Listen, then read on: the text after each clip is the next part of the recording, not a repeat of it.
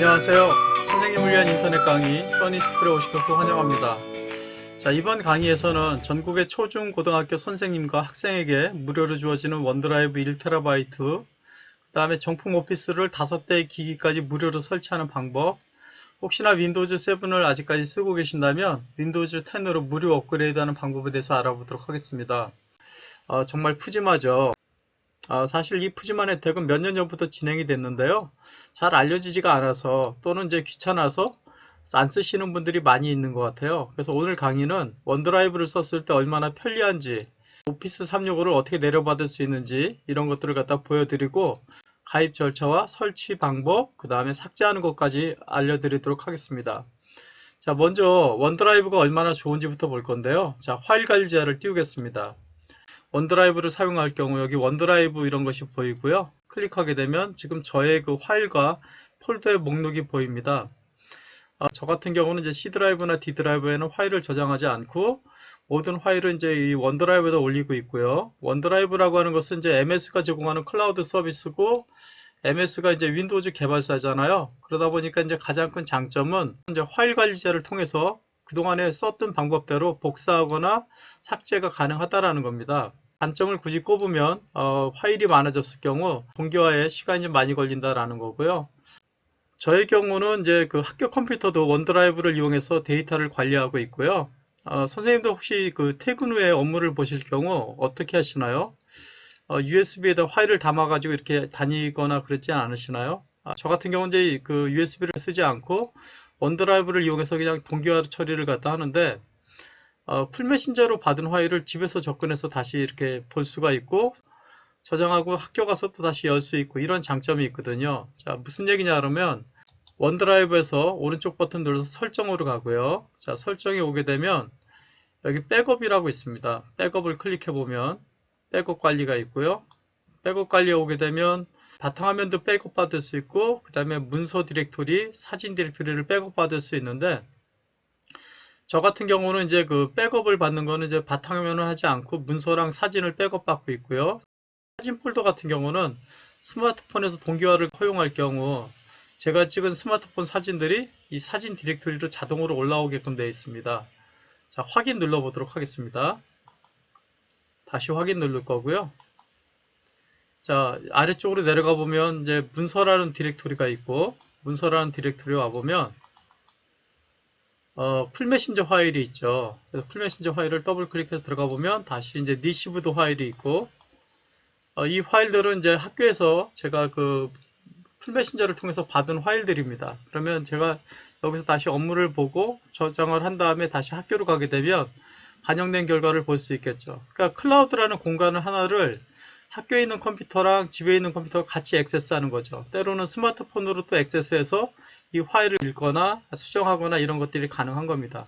자, 스마트폰에서 접근하는 방법을 잠깐 보여드릴 건데요. 제 스마트폰입니다. MS로 갈 거고요. 기본적으로 원드라이브와 엑셀, 파워포인트, 워드는 설치하셔야 되고요. 원드라이브를 클릭해 보도록 하겠습니다. 스마트폰을 통해서 원드라이브에 접근할 경우 컴퓨터에서 접근한 것과 똑같은 폴더를 볼 수가 있습니다. 여기서 만일 엑셀 파일을 갖다 열고 싶을 때는 엑셀 예제로 가도록 할 거고요. 날짜 계산하는 파일을 한번 열어보도록 하겠습니다. 자, 아래쪽에 보게 되면 엑셀 어플이 보이죠. 아까 제가 설치하라고 말씀드렸는데 여기서 열기를 하게 되면 엑셀로 열리는 걸 확인할 수 있습니다. 자, 이런 식으로 이제 쓸 수가 있고요. 결국 이제 우리가 클라우드의 가장 큰 장점이라고 하는 것은 네트워크만 연결되어 있다라고 하게 되면 모든 기기들이 같이 공유할 수 있다라는 거죠. 그래서 서로 간에 공유하고 수정하고 이런 것들이 가능해서 항상 최신의 상태로 업데이트해서 사용할 수 있다라는 것이 가장 큰 장점이 아닌가 싶습니다. 공유 얘기가 나와서 이제 말씀드리면 모든 클라우드가 마찬가지지만 클라우드에서는 이제 공유를 통해서 서로 간에 협업이 가능한데 지금과 같이 이제 이렇게 여기 아이콘이 있는 거, 이 폴더 같은 경우는 이제 공유를 한 겁니다. 그러니까 학생들하고 같이 공유를 하고 싶은 디렉토리나 파일이 있을 경우는 오른쪽 버튼 누르고 공유를 클릭하면 됩니다. 공유를 할 때는 링크를 통해서 공유할 수도 있고, 특정인의 MS 계정을 갖다 쓸 수도 있습니다. 그리고 이때 쓰기와 보기를 갖다가 제어할 수도 있습니다. 변경을 갖다 할 수 있게끔 할 수도 있고, 그냥 읽을 수만 있고 카피해 갈 수만 있게끔 할 수도 있는 거죠. 그래서 이러한 방법으로 공유를 할 수 있다라는 거, 학생들하고 수업할 때도 정말 도움이 많이 될 거다라는 생각이 듭니다. 원드라이브를 쓰면 어떤 점이 좋은지에 대해서 좀 알아봤고요. 자, 원드라이브를 그러면 쓰기 위해서는 어떤 절차를 밟아야 되는지 알아보도록 하겠습니다. 원드라이브를 쓰기 위해서는 먼저 MS에 회원 가입이 돼야 되는데, 이 경우 이제 그 교육정보부 선생님들의 도움을 좀 받아야 됩니다. 교육정보부를 찾아가시면 이런 정보를 좀 받으실 수 있고요. 자, 각 학교마다 가입 인증 코드라고 그래가지고 20자짜리의 코드 값이 있습니다. 이것을 먼저 받으셔야 되고요. 자, 그리고 가입을 위해서는 각 시도교육청에 5365 사이트에 접근을 하셔야 되고요. 저 같은 경우는 이미 서울시 교육청에 접근해 있으니까 다시 여기로 들어오면 되겠습니다. 교직원 회원 가입과 학생 회원 가입이 있고요. 자, 차이점은 학생 같은 경우는 재학 기간에만 사용할 수 있고요. 자, 교직원 회원 가입을 클릭하도록 하겠습니다.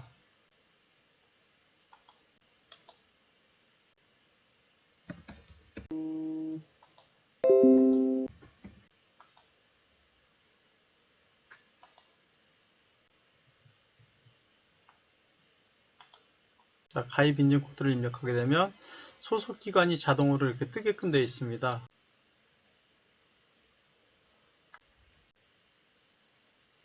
계정은 그 학교 domain.sen.hs.kr 이렇게 되는데요. 중복을 갖다 확인하면 되고,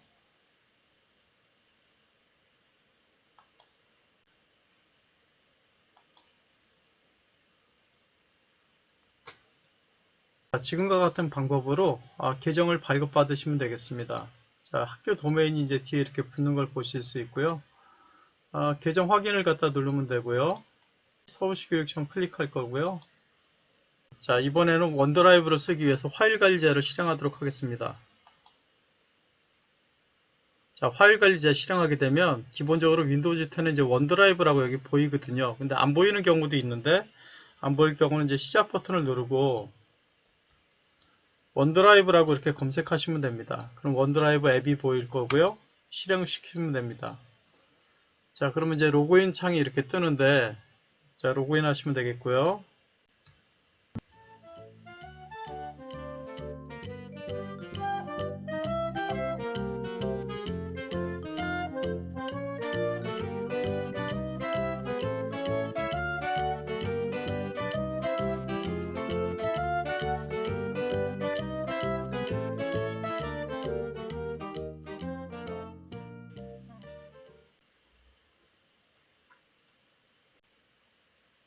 만일 사용하고 있는 PC가 개인 PC가 아닌 경우는 이제 우리가 원드라이브 로그인한 상태로 빠져나가게 되면 그 개인 정보가 다 유출되거든요. 그래서 그런 경우는 이제 어떻게 하셔야 되냐 그러면 하단에 보게 되면 원드라이브 아이콘이 있고요. 클릭하시게 되면 도움말 설정이라고 있습니다.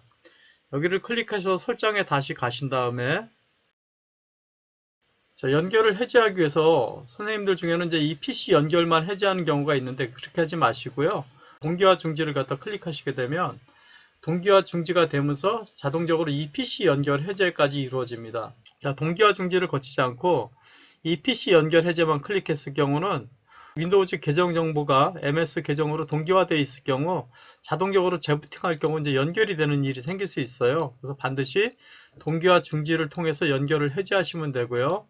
동기화 중지를 해도 이 파일 목록이 남아 있어요. 파일 목록이 남아 있어서 그 파일들을 다 삭제를 하셔야 되는데, 삭제를 하는 방법은 C 드라이브로 가셔가지고요. 사용자로 가고요. 계정으로 간 다음에 여기 보게 되면 이 서울시 교육청이라고 하는 이 디렉토리가 보일 거예요. 반드시 로그아웃까지 끝내고 난 다음에 이 디렉토리를 다 통째로 삭제해 버리시면 됩니다. 그렇지 않았을 경우에는 로그아웃을 하더라도 제 정보가 이 컴퓨터에 남아 있을 수 있습니다. 반드시 이 폴더를 삭제하시기 바랍니다. 자, 여기서 조심하실 거는 만일 동기화 중지가 안 되고 로그인 상태인데 만약에 다 지워버리게 되면 여기 있는 파일들 다 사라지겠죠. 조심하셔야 됩니다. 반드시 동기화 중지 로그아웃 하고 나서 파일을 갖다 삭제하셔야 됩니다. 다시 오피스 365 사이트로 들어왔습니다. 자, 이번에는 MS 오피스를 설치할 건데요. 자, 오피스 다운로드 설치를 클릭하시면 되겠습니다.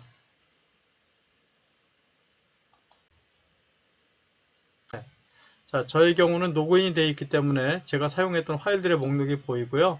자, 우측 상단에 보시게 되면 인스톨 오피스라고 되어 있는데 여기를 클릭하시면 설치 프로그램을 내려받을 수 있습니다. 자, 설치 프로그램을 내려받으면서 자동적으로 설치까지 이루어지거든요. 어렵지 않은 과정을 통해서 설치가 가능하게 되겠습니다. 자, 설치가 끝난 후에는 윈도우즈 로고 키를 누르고 아래로 내리게 되면 엑셀이 보일 겁니다. 엑셀 클릭하시면 엑셀이 실행되는데 5365 엑셀이 실행된 모습이고요. 계정을 클릭해 보면 이미 정품 인증이 다 돼 있어요. 그래서 이제 여기 보게 되면 소유자라고 돼 있고 그냥 저는 이제 정품 인증 따로 별도로 필요 없이 쓸 수 있는 거죠. 그리고 이제 별도의 업데이트 절차 없이 자동 업데이트가 이루어지게끔 되어 있습니다. 자, 이번에는 웹을 통해서 엑셀을 편집하는 방법에 대해서 알아보도록 하겠습니다. 우리가 이제 로컬로 굳이 오피스를 내려받지 않더라도 여기에 보게 되면 이제 그 워드라든가 엑셀이라든가 파워포인트 이런 것들이 보이죠. 그래서 엑셀을 클릭하게 되면 엑셀이 열립니다. 엑셀이 열리고 엑셀 파일들의 목록이 보이고요. 다시 또 클릭하게 되면 웹상에서 이 엑셀 파일을 편집할 수 있게끔 되는 거죠. 구글 드라이브를 써보신 분들은 금방 이해가 되실 텐데요. 웹상에서 우리가 문서 편집도 가능하고 스프레드시트 작업도 가능하잖아요. 자, 마찬가지로 우리가 오피스 365를 웹을 통해서도 실행할 수 있다는 거고요. 우리가 굳이 안 깔려있는 컴퓨터에서도 크롬 웹브라우저나 아니면 엣지 웹브라우저를 통해서 지금처럼 이제 편집할 수 있습니다. 이제 정리할 시간인데요. 자, 원드라이브 써보시니까 어떻나요? 정말 편리하죠. 저 같은 경우는 원드라이브를 정말 잘 쓰고 있고요. 제가 꽤 많은 파일을 그 원드라이브에다 올렸다라고 생각했는데 보니까 한 350기가 정도 되더라고요. 1테라에서 아직 제가 3분의 1밖에 쓰지 않은 거죠. 자, 그리고 이제 여기서 기억하셔야 될 부분은 만일 집에 있는 컴퓨터가 2명이나 3명이 같이 쓰는 컴퓨터라고 할 경우는 윈도우즈 로그인 계정을 그 인원수만큼 만드셔야 돼요. 그 각각의 계정만큼 MSID가 있어서 별도의 원드라이브와 별도의 오피스 365를 실행하셔야 되는 겁니다. 그것만 조심하시면 될 것 같고요. 자, 오늘 강의가 마음에 드셨으면 제 구독자가 16명으로 정체되어 있거든요.